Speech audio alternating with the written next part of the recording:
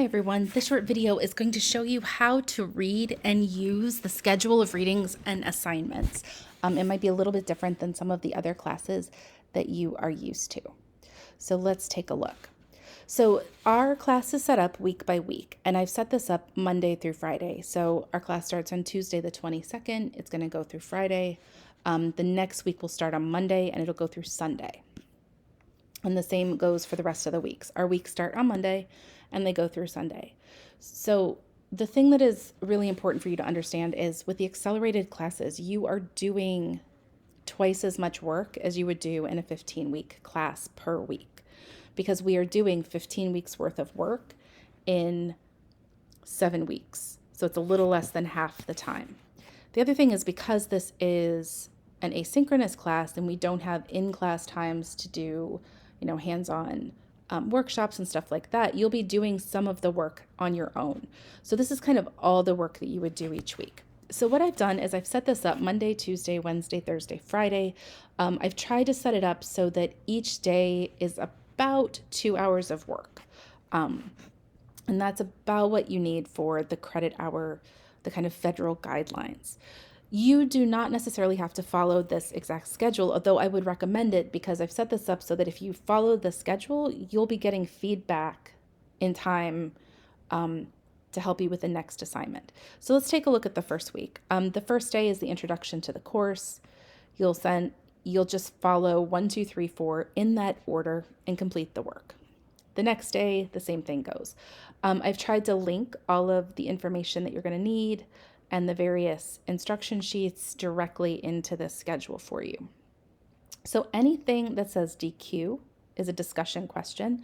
The first 4 weeks we have discussion questions. The last 3 weeks you're going to be working in your individual groups.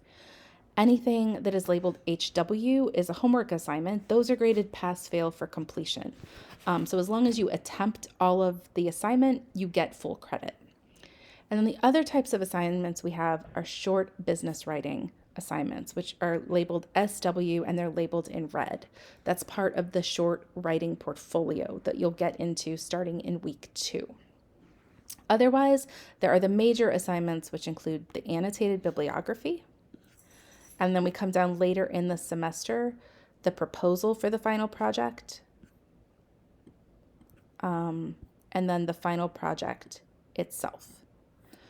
Other than the major assignments, anything labeled homework or anything labeled short writing assignments can be submitted anytime during the week it is assigned. So if we take a look at week 2, there's a homework on Monday, there's a short writing assignment on Thursday, and another homework and short writing assignment on Friday.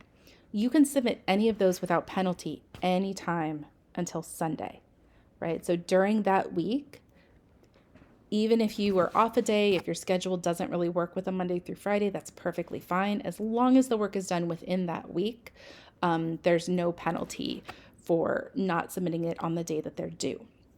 I would recommend that you try to keep up with the schedule. For instance, you can take a look here.